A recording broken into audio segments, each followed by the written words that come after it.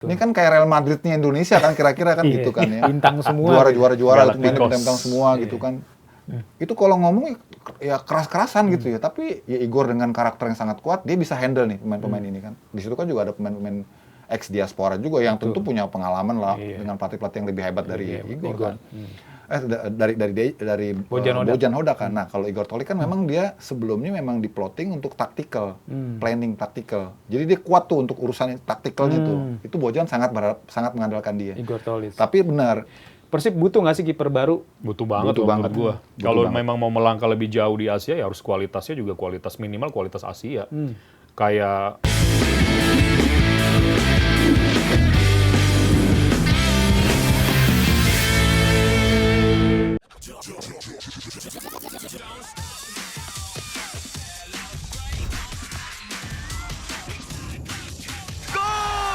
Untuk perayaan yang never stop, segerin dengan Hydro Coco. Don't stop the celebration. Makanya nih gila banget Persib Bandung kalau bisa datengin Peralta di besok. wah itu back pasti pada concern semua tuh kalau ketemu Persib. Bener. Iya, mungkin pada bingung gue harus jagain siapa nih.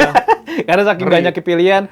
Berguinho yang bakal segera gabung latihan ke Persib Bandung, terus juga ada Ragnar, ada Luka Menalo yang musim lalu main di playoff Liga Champions Eropa. Mungkin kalau memang ini pemain pemain yang datang ke Persib tuh punya kualitas semua. Dan termasuk banyak juga dari Eropa Timur. Kayak Igor Tolik pengen chemistry-nya cepat aja gitu. Biar cepat. Bahasa Sekulic juga kan top skor Liga Montenegro. Betul. Dan juga pemain terbaik dan pemain timnas Montenegro masih match terakhirnya lawan Slovakia di bulan Juni. Saat itu dia main 45 menit. Berarti kan gila banget Persib Bandung. Itu benar kata Mas Yatim Mas Yuke, memang misi Persib di musim ini ya di ACL 2. Dalam wawancara terbaru ada Malis bilang target Persib maksudnya masuk ke final katanya.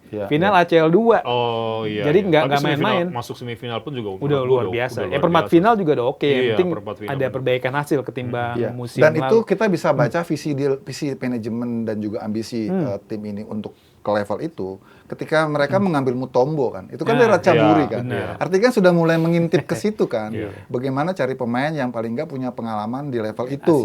Supaya begitu mereka datang ke sini ke Persib bisa bantu. Kan ambience atmosfernya dan juga persaingannya kan beda. Itu kan dari situ visinya kan udah mulai jauh ya. Nah, sekarang kita encourage Boboto juga harus mikirnya ke situ supaya jangan cuman Super League aja, lokal aja. Jadi harus menatap. Tapi masih kuat loh dia. Masih. Kalau dia udah tersingkir ya, dia balik lagi fokus ke Super League. Udah kelar. Materi pemain itu udah kayak kemarin. Iya, udah kuat banget. Kayak kemarin gitu kan, begitu pas dia kesingkir di babak knockout, balik lagi gue bilang, gue harus ngomong di sini, nggak akan tertahan bro, gue bilang beneran kan. Masih susah lah, maksudnya nyingkirin mereka dari persaingan gelar sih. Berat lah. Karena dengan squad yang udah mereka rencanakan kayak sekarang gini ya, itu kan ya sayang kalau cuma targetnya Liga Super kan. Ya, harapannya Persib bisa berbicara banyak. Melangkah jauh lah. Melangkah jauh. Nah ini tentunya juga Persib untuk melangkah jauh di ACL 2 nggak cuma memperbaiki lini belakang dalam arti back, tengah dan juga depan, tentu juga penjaga gawang. Nih kita tahu Teja Pakuala memang oke banget main di Super League musim lalu kan mencatatkan 18 clean sheet dan itu kan merupakan rekor ya. Dia melewati rekornya. Akhirnya dipanggil juga ya. Yo Jae-hoon dan akhirnya dipanggil juga ke tim nasional. Dan harapannya sih bisa masuk skuad akhir ya, bersaing dengan Nadio, Cahaya dan juga Muhammad Riyandi kan. Dan di saat bersamaan juga mungkin Persib kalau memang ingin bersaing di ACL 2 butuh kiper yang memang punya profil lebih tinggi ketimbang Teja.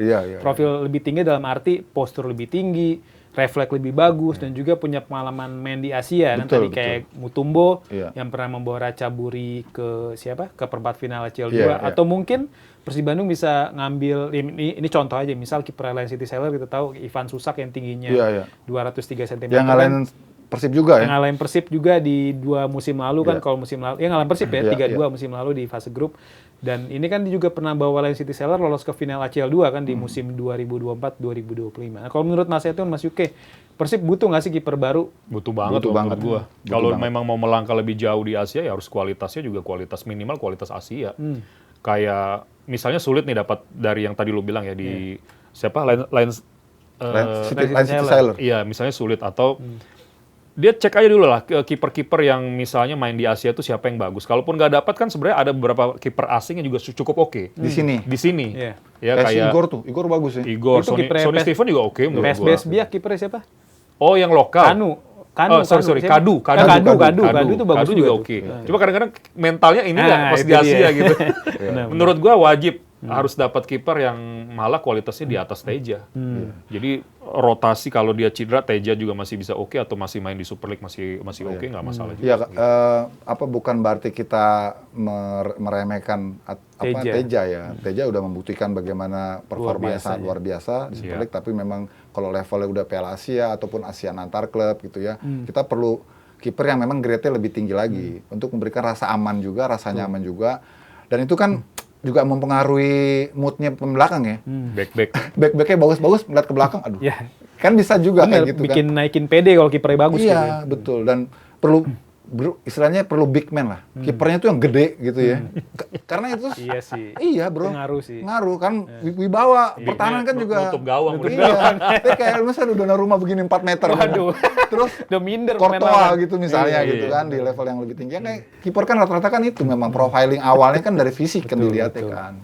Bahwa kemudian pada aksinya kita juga nggak bisa menutup mata dengan aksinya Iker Casillas yang walaupun posturnya kecil tapi luar biasa.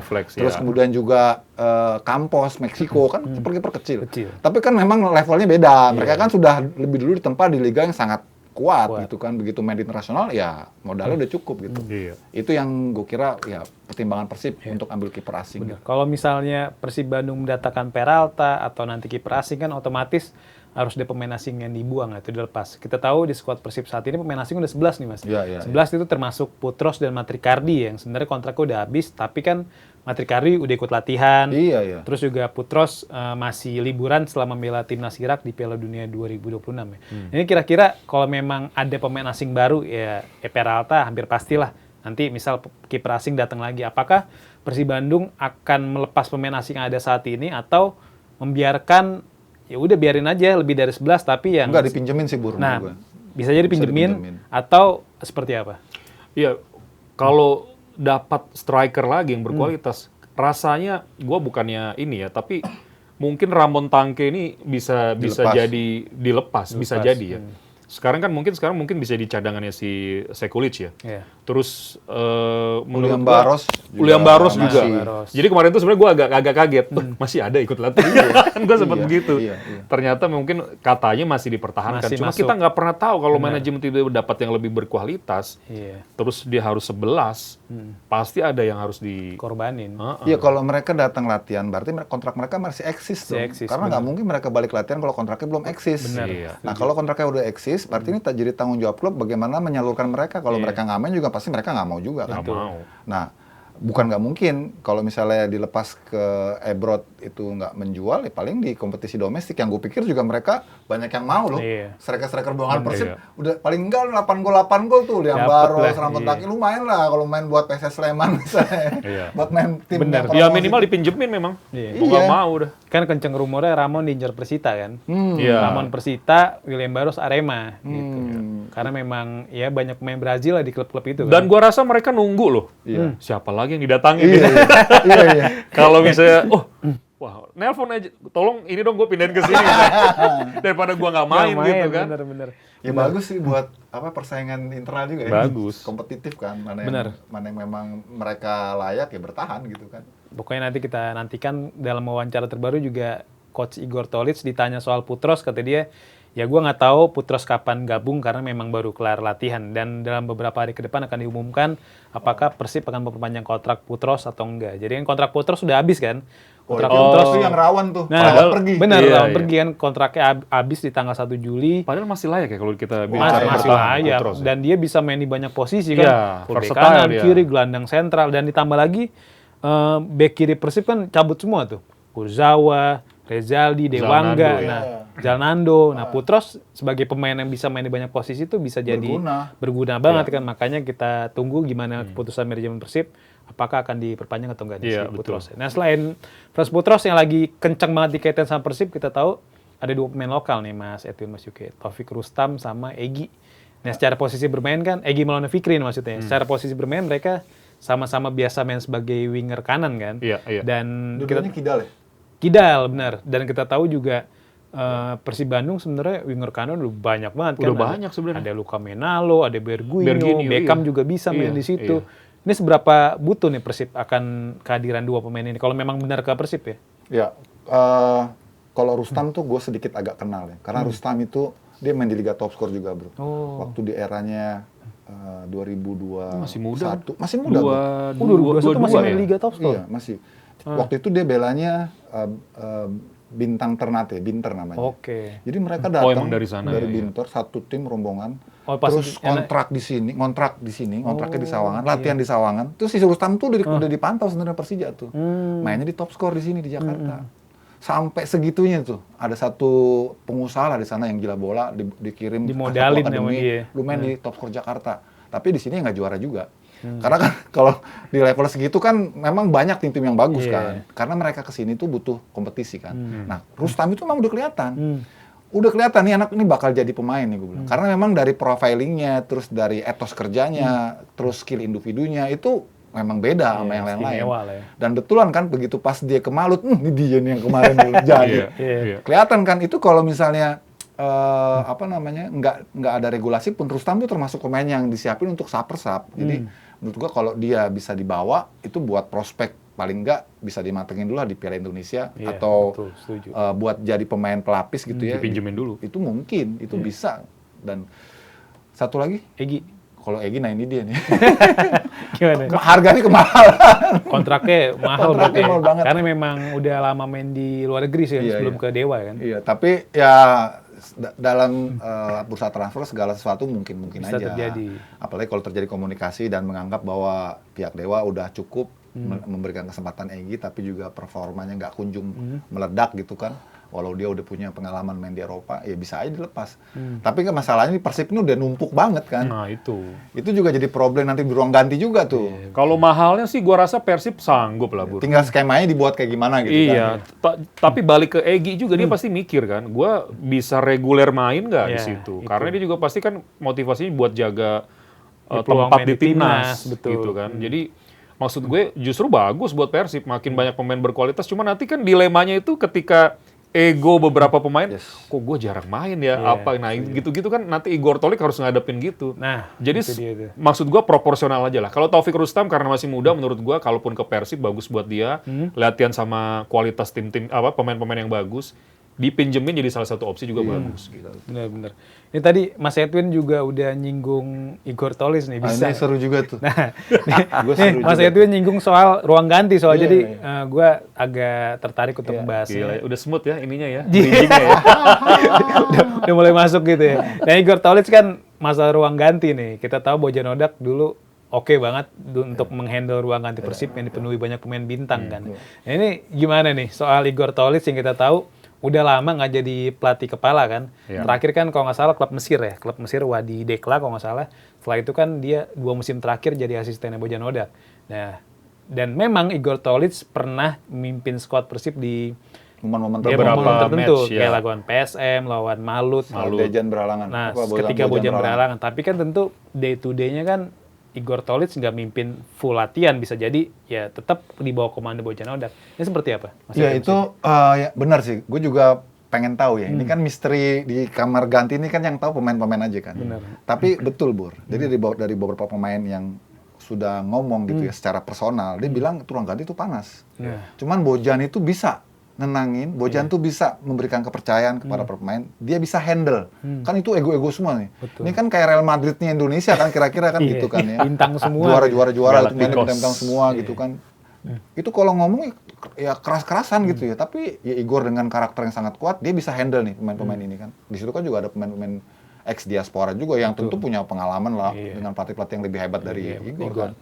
Dari Bojan Hodak kan. Nah, kalau Igor Tolik kan memang dia sebelumnya memang di-plotting untuk tactical, planning tactical. Jadi dia kuat tuh untuk urusan taktikalnya tuh. Itu Bojan sangat mengandalkan dia. Igor Tolis. Tapi benar, ini kan menyangkut sentuhan manusia ya. Kan beda kan, setiap manusia kan cara pendekatannya beda. Walaupun mungkin Igor Tolik sudah menyerap ilmunya Bojan, cara dia mengatasi itu ruang ganti, tapi kan ketika dia sendiri yang pegang belum tentu juga sukses. Nah, ini juga jadi pertanyaan besarnya. Nanti akan diukur bagaimana startnya. Kalau startnya smooth nih, tak gitu ya, mungkin ada optimisme lah. Tapi kalau startnya jelek nih, Kalau kemarin kan Persib sempat dikritik ketika di awal laga udah kalah sama Persijap kan. Bener. Tapi Bojan kan udah proven 2 musim sebelumnya juara, jadi tenang aja. Tapi kalau Igor nih orang masih big question nih, bisa kan dipegang ini ya. Apalagi banyak pemain-pemain baru kan. Itu sih yang gue pengen tunggu gitu. Nah ini nyambung nih. Jadi gue pernah nonton kutipan atau wawancara Nagelsmann ya. Dia itu ngomong bahwa tactical di seorang manajer itu atau pelatih 30% aja bro. Sisanya social competence. Inilah yang menentukan hasil sebenarnya. Terutama pada saat konflik itu muncul. Jadi social competence itu kayak man management, motivasi pemain. Itu nggak kelihatan, nggak pernah kelihatan Bur. Tapi itu kelihatan di babak kedua perubahan main, terus menang gitu. Jadi memang sepak bola bukan cuma taktikal, ya taktik apalah miskin itu udahlah skip aja dulu. Maksud gue itu juga yang gue mau lihat sebenarnya dari Igor Tolik gitu, karena Bojan sudah terbukti 3 musim beruntun. Nah, tadi kan nyambung ke kalau sampai misalnya Egy masuk, pemain bintang lain masuk, kan ada ego di sana. Pasti. Lu ngatur pemain bintang itu bisa nggak? Itulah sebenarnya yang paling penting. Kalau lu tanyakan gimana, jujur gue juga sama kayak Yuki, gue pingin lihat. Ya ujiannya memang sebenarnya waktu lawan PSM itu kan menang kan di Makassar. Bojan nggak ada, tapi juga rasanya kalau di situ kita lihat tuh dia udah kualitas pelatih kepala sih. Waktu itu ya, bahkan dia cukup draw aja karena kan Borneo-nya ditahan. Seri juga. Kalau ternyata dia menang dan menit akhir kan golnya 90 plus berapa. Jadi dan perjudian itu dilakukan dengan masukkan Levin Kurzawa kan. Nah, langsung kirim bola. Crossing-nya langsung banyak. Swing, gol. Langsung game changer. Gila, itu yang paling penting sih, Bu. Memang social competence lah yang gue setuju banget yang dibilang Nagelsmann. Oke, kalau soal Igor Tolik ini kita tahu dari 6 pemain yang didatangin Persib. Emang maunya dia? Nah, enggak mayoritas pemain depan nih. Kan pemain belakangnya cuma Mutombo sama Sandy Walsh. Sisanya ya gelandang sama penyerang kan. Kita tahu ada Ragnar, Sandy Walsh, ada Gokuto Notsuda, terus juga ada Luka Menalo. Jadi mayoritas pemain depan lah. Kalau menurut Mas Yuke, Mas Edwin, apakah ini tanda memang Igor Tolik pengen pengen ngubah gaya permainan yang lebih menyerang, karena kita tahu ketika Persib dipegang Igor Tolik tuh di laga-laga Super League kita tahu lebih cair mainnya, lebih ofensif gitu. Apakah tanda seperti itu atau memang ya Igor Tolik paham kekuatan Persib Bandung musim lalu di pertahanan yang agak kurang di depan, yaudah gue benerin depan. Iya gitu. rasanya memang paling masalah kan mereka di depan. Memang. Itu kan udah dicek, kalau lu cek ya di stats mereka waktu juara beruntun 2 musim sebelumnya sama yang musim lalu, bedanya jauh. Konversi peluangnya jauh. Untungnya musim lalu itu sistemnya Bojan yang bicara, makanya katanya faktornya 70% sistemnya Bojan.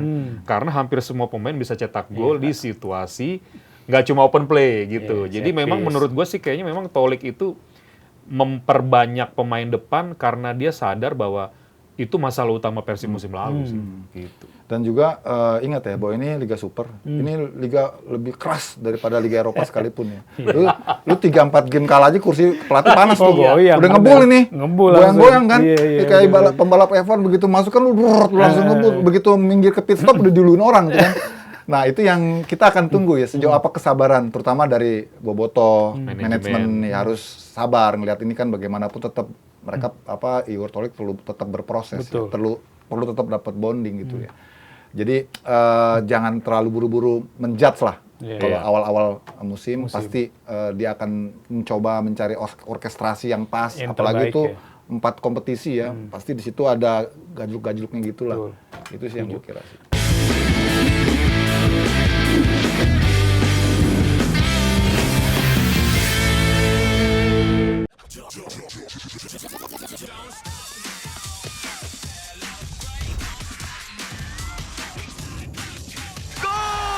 Untuk perayaan yang never stop, segerin dengan Hydro Coco. Don't stop the celebration.